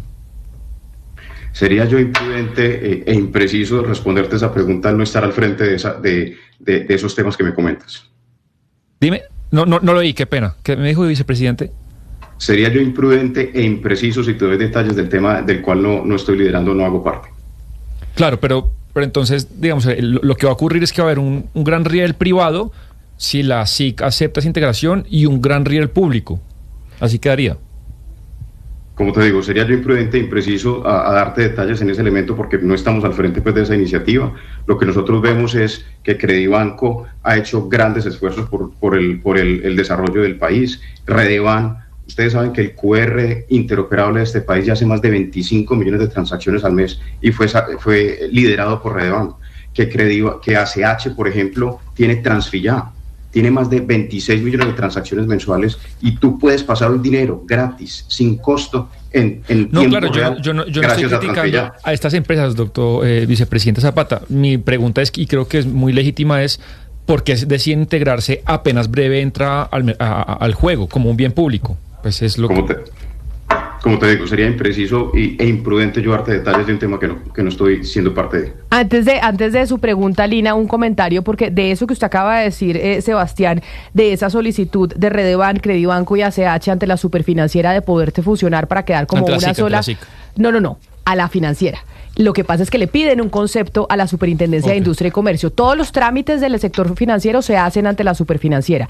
Lo que pasa es que le piden a la SIC un concepto para de competencia. Exactamente. Y por eso la noticia que dábamos ahora de la nueva ministra encargada de Comercio, Cielo Rusinque, era importante de si se va a quedar en la SIC o no se va a quedar en la SIC. ¿Va a ser las dos cosas o no? Claro. Porque la SIC tiene esa pregunta, esa que usted le acaba de hacer de Redeban, Credibanco y ACH, y no ha dado la respuesta. Entonces, si Cielo Rusinque se va de la superintendencia, pues esa respuesta también se va a demorar, además de otros tantos temas que hay en temas de competencia en esa entidad. Lina. Yo quería volver al tema de la llave porque tratando de entender precisamente este sistema que llega a Colombia, hablando de breve, alguien me decía, al final, bueno, sí, se adelantaron Bancolombia, Davivienda, a través de todo esto que montó Redeban con las llaves, pero me explicaban que al final ese no iba a ser el punto de discusión o el diferencial, porque a la final, quien tenga la llave, sea uno o sea el otro, pues el usuario va a poder transferir gratuitamente, que es el objetivo final precisamente por de 2 años sistema. Gratuitamente, no por siempre. No está claro dijeron que cómo va por a ser 2 años en principio. Exacto, 2 años. Primero asume Banrepública esa gratuidad y está la discusión de si el banco receptor sería el que empieza a asumir esa gratuidad. Pero en ese sentido yo quería preguntarle entonces, vicepresidente, precisamente ¿qué es la diferencia? Porque alguien me decía, va a terminar siendo el valor agregado que empiecen a colocar los bancos, las billeteras digitales, los neobancos, porque a la final la gratuidad quedará. Pero esa gratuidad, por ejemplo, Bancolombia, que es tiene las cuentas receptoras en un 90%, ¿estaría dispuesto a asumirla después de los 2 años? ¿Qué es lo que dice Camila? Yo quisiera hacer una precisión. El riel del Banco de la República, a partir del 2.º año, le va a cobrar a los bancos. Pero eso es de autonomía de cada banco trasladar ese costo a los clientes. Y yo les quiero dar una noticia. Las transferencias entre personas desde los clientes de Bancolombia no van a tener cobro. Entonces, esto es un beneficio para el país. Y eso es lo que estamos haciendo en el concepto de tus llaves con Redeban. Ya lo estamos haciendo, lo contaba el doctor Malagón. 19 millones de llaves hoy que están haciendo transferencias de manera inmediata sin costo alguno. Pero eso no cambia mucho a lo que hoy tenemos, porque yo tengo Bancolombia y si yo le paso a mi hermana que tiene Bancolombia también no me cuesta. O sea, da lo mismo tener la llave que no tenerla porque yo puedo pasar inmediatamente dinero de una cuenta Bancolombia a otra cuenta Bancolombia sin que me cobren. Exactamente, puedes tanto mover dinero con las llaves entre cuentas Bancolombia, pero también entre bancos de manera inmediata.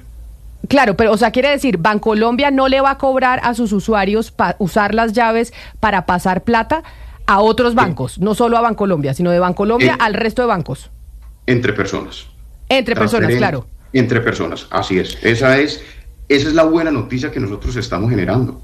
Esto es por la profundización del cliente y por la inclusión financiera en Colombia. Fíjese, doctor Zapata, que yo no termino de entender y le pido excusas porque yo no vivo en Colombia. Yo vivo en Panamá, al lado de ustedes, un país de 4 millones de personas. Y no termino de entender por qué es tan difícil, a ver si usted me lo explica a mí, pasar plata de una cuenta a otra en diferentes bancos. Porque lo que usted plantea en Panamá, por ejemplo, ya se aplica desde hace más de año y medio sin necesidad de ningún tipo de llave, sin necesidad de ningún tipo de código. Simplemente usted pasa plata de un banco a otro, así sean diferentes y cae ahí mismo. La pregunta es, ¿por qué tanta vuelta en el sistema bancario robusto de Colombia frente a un sistema bancario que sí, es sólido como el panameño, pero es que ni comparable en tamaño, no es comparable en cantidad tal vez de desarrollo tecnológico?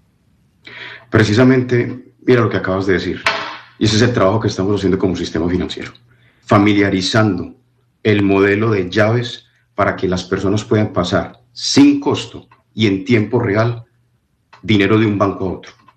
Esa es la labor que nos tiene ocupados en estos 6 meses previo a la salida de breve, donde el primero de julio de 2025 todos empezaremos a registrar, como lo dictamina la regulación, las llaves al sistema de pagos inmediatos. Pues eso ojalá sea así, y yo se lo digo, vicepresidente Zapata, que ojalá acá no haya habido como una ventaja de parte de Bancolombia y de Davivienda de haber sacado este modelo antes, sin haberle dicho al resto del ecosistema financiero, tanto bancos como fintechs, y que de verdad cuando así a nosotros nos toque, a todos los usuarios, sacar nuevamente una llave con el sistema breve, se saque esa nueva llave y no se pida este tema de excepcionalidad y decir, como ya tenemos 25 millones de personas con llaves, déjenos entrar de una al sistema sin que la gente tenga que volverlo a bajar, porque eso sí iría en contravía de lo que queremos todos los usuarios, que haya competencia, porque a mayor competencia tenemos mejores tarifas, mejores servicios y el beneficiado al final va a ser el cliente, que somos nosotros los colombianos. Así que tomo su palabra que efectivamente esas llaves no van a migrar automáticamente a breve en julio y que vamos a tener que volver a sacar unas nuevas llaves y que esto era solo un tema de pedagogía para los colombianos. Así que me quedo con esa palabra suya, vicepresidente.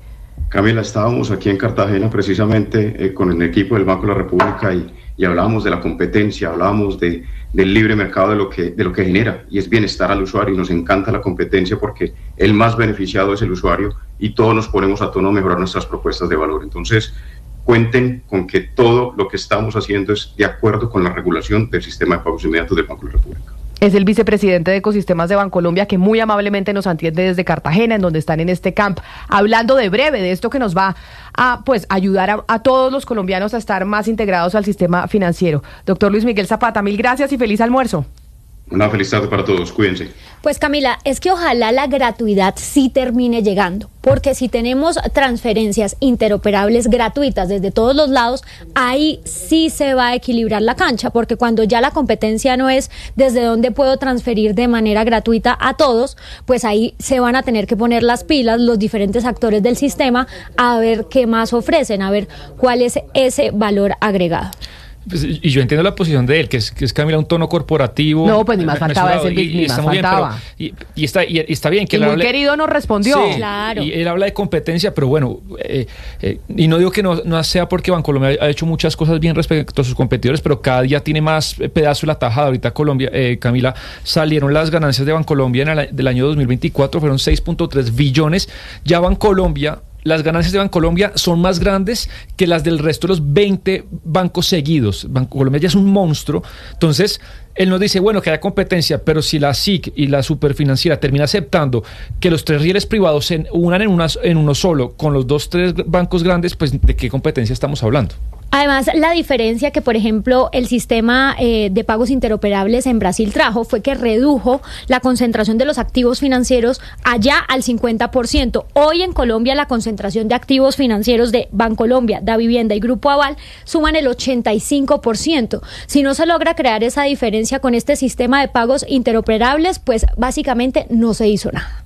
pues ojalá acá estemos trabajando en pro de la competencia, porque lo que decíamos, los que somos beneficiarios de la competencia somos los usuarios. ¿Por qué? Porque implica tarifas más bajitas, porque implica mejor servicio, cosas mucho más modernas, a que si empezamos a tener pues unos actores dominantes dentro del sistema. Esa solicitud está un poco un tema tabú, me parece, porque a la silla vacía ellos dicen que la SIC no les respondió Yo nada. le pregunté a Cielo Rusinque y le leo exactamente lo que me respondió Cielo Rusinque. Ella le respondió, ¿pero cuándo? Sí, me respondió hace algunos días porque yo le pregunté. Bueno. Y le voy a leer exactamente lo que la doctora Rusinque me respondió, que no me respondió absolutamente nada. Me dice, te cuento que estamos en eso. En este trámite se prevé que los procesos de integración entre entidades vigiladas por la superfinanciera las conozca esta entidad, pero se dice que debe requerir a la SIC un análisis previo sobre el efecto de la operación en la libre competencia, artículo 9, no sé qué. No es un tema de abogacía de la competencia. Nosotros estamos preparando nuestro concepto para remitirlo a la superfinanciera. No le puedo dar más detalles antes de emitir el concepto. O sea, sí ellos están haciendo el estudio, pero no dicen nada, le van a mandar a la superfinanciera el concepto. Lo hará la delegatura para la competencia de la SIC. Y también el doctor Zapata me dijo, no, pues no le puedo hablar de eso. Siento que ahí es un tema que nos ha tocado mucho y del que nadie quiere hablar. Redeban, Credibanco y ACH, en donde en Redeban, quienes son los bancos son los dueños de Redeban, ¿no? Y Bancolombia y Davivienda son los que mayor participación y decisión tienen en Redeban, que son los que al final se quedarán como la gran compañía si les permiten esa fusión. Así es. Y otra voz que no hemos escuchado es la del superintendente Ferrari, que también nos dijeron, Camila, que tenía bastante molestia porque el Banco de la República de una u otra forma pues permitió un poco esta competencia que muchos han tildado como desleal por parte de Bancolombia y Davivienda, adelantándose con esto de las llaves. Voy a hacer rápidamente una pausa y volvemos porque tenemos una decisión importante sobre una banda paisa que se llama Tres de Corazón, en donde uno de sus integrantes estaba involucrado en un lío jurídico de maltrato contra su pareja.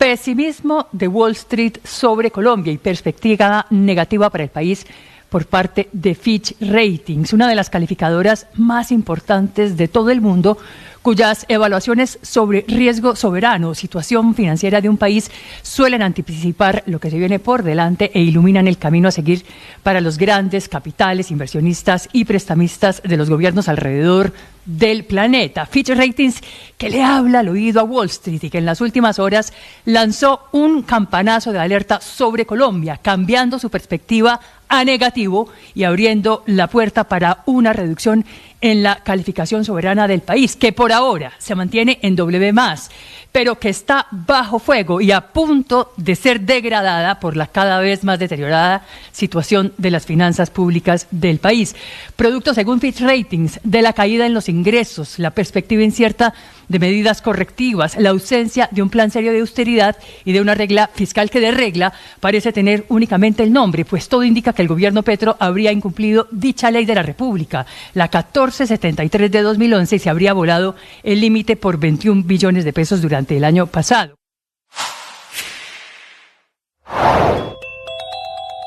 La aplanadora petrista, que anoche logró la primera victoria del ministro Armando Benedetti. 12:46 minutos, estamos oyendo a Ana Cristina Tres de Corazón con su canción Por Siempre, una banda muy conocida de Antioquia que además su vocalista o baterista estaba en un lío jurídico que tuvimos la denuncia hace algunos años aquí en estos micrófonos por parte de su pareja o de su expareja por que la hizo abortar. Sí, así es, Camila, ese es Tres de Corazón, es una banda de pop y rock de Medellín y recordemos que Andrés Felipe Muñoz, que además también es líder de la barra de Los del Sur, es una barra de Nacional, él en el año 2018, en febrero del 2018, fue acusado de aborto no consentido. ¿Qué fue lo que pasó? Él tenía relaciones esporádicas con la víctima, con la persona que hizo la denuncia, y en un momento dado ella le escribe y le dice, pues le manda un chat y le dice, estoy en embarazo. Entonces él le empieza a decir que no, que aborte, y ella le dice, no, por mis creencias y por mi proyecto de vida, a pesar de que ella no quería ser mamá, ella dijo, por mis creencias yo no quiero abortar.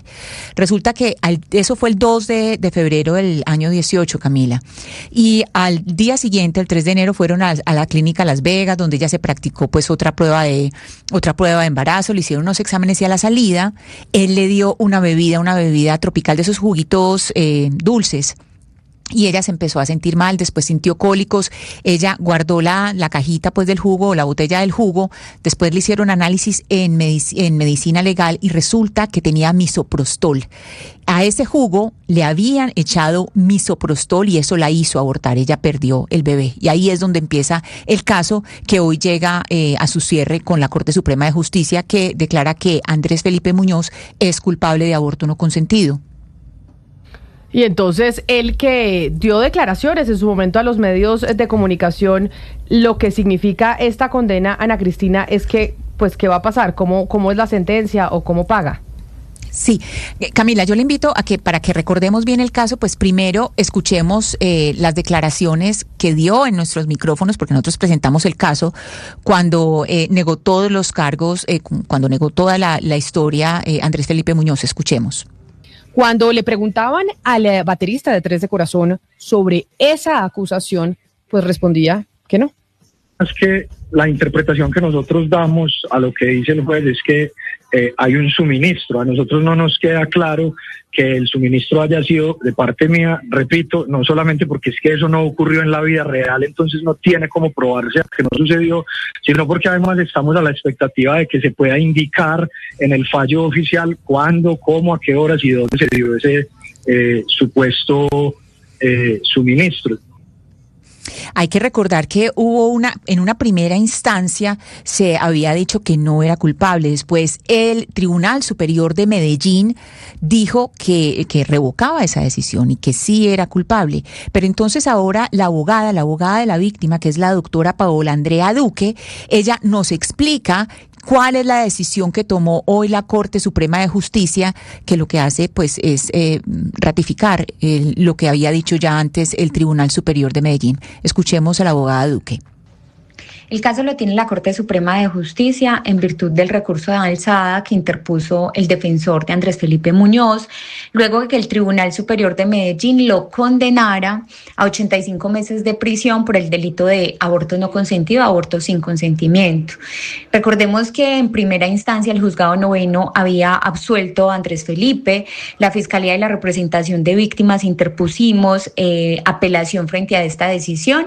Esta decisión fue revocada por el Tribunal Superior de Medellín en el mes de enero del año 2024 y con esta decisión de la Corte Suprema de Justicia lo que se hace es confirmar la decisión del tribunal en el sentido de declarar culpable a Andrés Felipe Muñoz Lara por haber encontrado acreditados todos los elementos que fueron discutidos en juicio.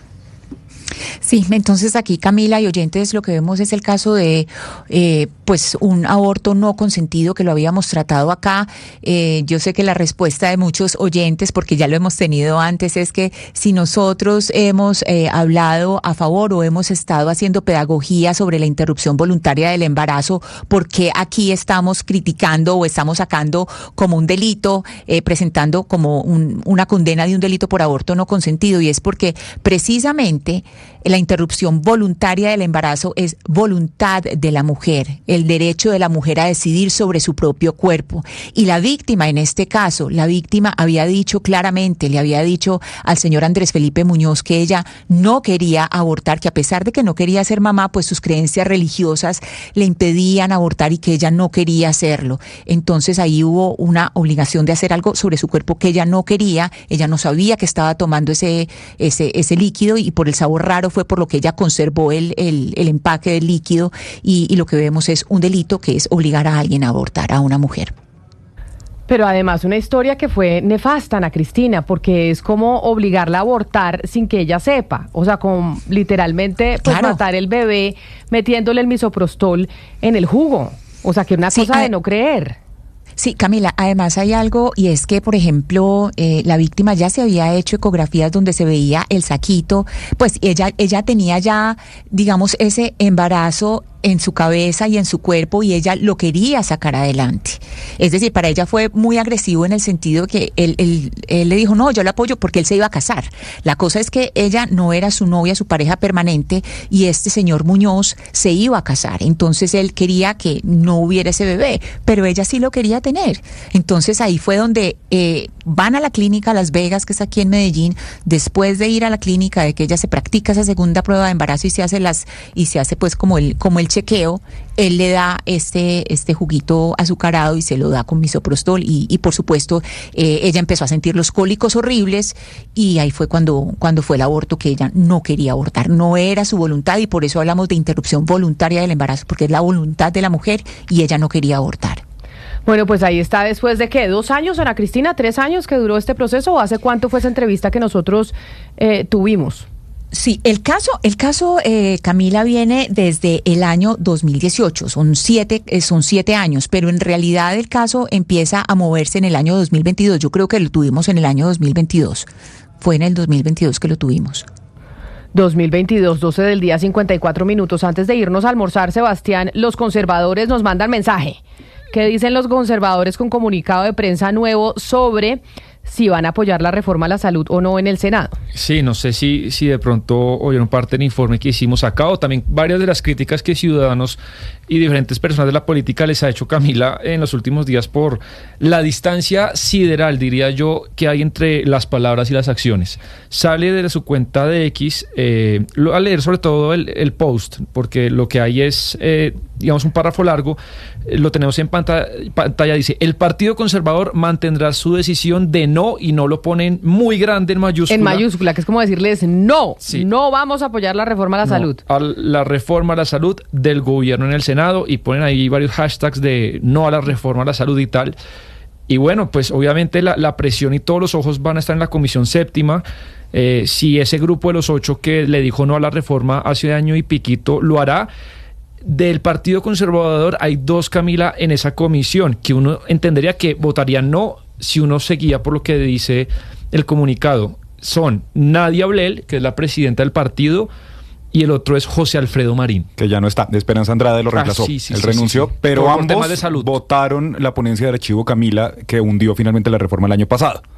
Así que, al menos en la Comisión Séptima del Senado, los conservadores sí se han opuesto históricamente a la reforma a la salud. Pero entonces tienen tremendo lío en el partido, como tienen tremendo lío en todos los partidos, porque en la Cámara apoyan al gobierno y en el Senado no. Entonces, ¿ahí cómo funciona? ¿Quién manda? ¿Manda a alguien dentro de la colectividad o simplemente entregan avales y cada uno hace lo que quiera? Está muy partido, pero claro, yo creo que el Partido Conservador saca este comunicado porque ha sido muy atacado y muy criticado por Camila, Sebastián. Señor. Dicen los campesinos nuestros que el día de la quema se ve el humo. El día de la quema se ve el humo. El día de las elecciones, el día que toque votar, vamos a ver si esto que están diciendo ahora con tanta vehemencia se va a cumplir cuando toque votar. Yo creo que Armando Benedetti, que ya dijo que tiene los votos en el Senado, se está moviendo muchísimo, por supuesto. Usted sabe cómo se comportan ellos al final. Que tiene los votos. Pero es que es un mago. Yo creo que está cañando. ¿Será que está cañando? Puede ser. Sí. Puede ser que sí. Porque, a ver, después lo hablaremos, pero es que hay yo creo que lo que hay por conquistar son 2 o 3 votos, no mucho más. Los demás están fijos. Pero esos votos se cotizan y les dan, mejor dicho, tenemos elecciones en el 2026, no se olvide. Y entonces si ahí no tiene ese los voto votos, Benedetti cotizado tiene la capacidad, Camila, de negociarlos. Él es capaz, sabe cómo hacerlo. Claro, pero también usted termina, cuando son solo 2 caras, Hugo Mario, y usted votó no hace un año, también usted queda muy expuesto. Ahí va a haber de todo, y las presiones, le prometo, Camila, que arrancaron hace semanas en esa comisión. Pero el otro año, el 2026, tenemos año electoral de Congreso y presidencial, claro. Pero también tenemos año de mundial, ¿no? El próximo año tenemos mundial en Estados Unidos, México y Canadá. ¿Cómo va a ser eso? Sin aranceles. Con aranceles. ¿Cómo va a ser eso Estados Unidos, México y Canadá el mundial? Ahí que lo estaban organizando juntos y en medio de las peleas. Los 3 amigos que están bien amigos. Sheinbaum y Trump ahí en el palco con Infantino. Sí. Pero ya Trump reculó. O sea, yo creo que ahí está. Sí, él detesta a Trudeau, yo creo que por guapo. Él detesta a Trudeau. Yo no sé por qué, pero Camila, es notoria la diferencia. A Claudia Sheinbaum no hace sino echarle flores, y de hecho Sheinbaum también ayer en la rueda de prensa decía, es súper respetuoso, él se dirige de una manera muy respetuosa. Pero yo creo que lo que pasa es que Sheinbaum ha sido más inteligente. Puede y en ser. temas diplomáticos, Trudeau, pues como es hombre, dice, yo voy a pelear también y voy a salir a decirle a este señor que ni crea que nos va a poder decir nada. Lo detesta. pero como es 2026, México, Canadá y Estados Unidos mundial, la FIFA está anunciando que va a hacer cambios para el mundial del 2026 o algún otro cambio que se viene nuevo. Que está evaluando. Que está evaluando. Sí, el diario Marca, Camila, de los diarios deportivos más importantes del mundo, anunció que la FIFA estaría analizando, pero últimamente la FIFA, al menos a mí me da muy malas noticias de todos los cambios que están haciendo. El Mundial del 2030, que recordemos le tocó a Marruecos, a España y a Portugal, sería de 64 equipos. Es decir, siempre fue de 24, después en Francia 98 pasó a ser de 32, ahorita vamos a tener el experimento de 46 en el próximo año. Imagínese, Camila, un mundial de 64 equipos, un mundial de un trimestre. No. Tres meses. Y además que habrá, Gonzalo, ¿cómo se Showtime, de medio tiempo, sí, con Coldplay. Sí, a lo gringo, como si fuera el Super Bowl. Pero eso pasó con nosotros en la Copa América. Por eso, y eso fue lo que generó ese desastre, entre otras, de que perdiésemos contra los argentinos. O sea, es que el medio tiempo dura 15 minutos. Se hace un show de 15 minutos y ya en el sofá porque esto es gringo, no nuestro. Esto es fútbol, esto no es soccer. Entonces a mí sí me agringa el fútbol y sí me pongo muy triste. Sí. Oiga, pero Sebastián, entonces ahora en España, en Marruecos, ¿y dónde es el otro país? Es Portugal, España y Marruecos. Sí, señor. No, y Argentina. Sí. La inauguración. Es en Uruguay o Argentina. Uruguay y Paraguay. Exacto, ahí es la inauguración. Los 3 primeros partidos, Argentina, Paraguay y Uruguay, y después de los 3 primeros partidos nos vamos a la península ibérica y al norte de África. Pero yo creo equipos. Ahora sí, Bolivia y muchos otros países que nunca han ido a un mundial. No, pues hasta Belice terminaría. Pero va a ser la misma cantidad de tiempo, solo que con muchos equipos. Sí, pues digo, el futbolísticamente lo mismo, pero son 64 y yo no sé qué se inventarían. No, eso es muy largo. Pues para mí, después lo hablamos, pero imagínense. Solo para cerrar, un oyente le manda a decir en el 301-764-4108, nuestra línea de WhatsApp, que le gusta mucho su camiseta del Arsenal. El querido Arsenal. Sí, señor, que también que le gusta el Arsenal y que le manda muchos saludos. Y nosotros así les mandamos saludos también a ustedes y agradeciéndoles que hayan estado con nosotros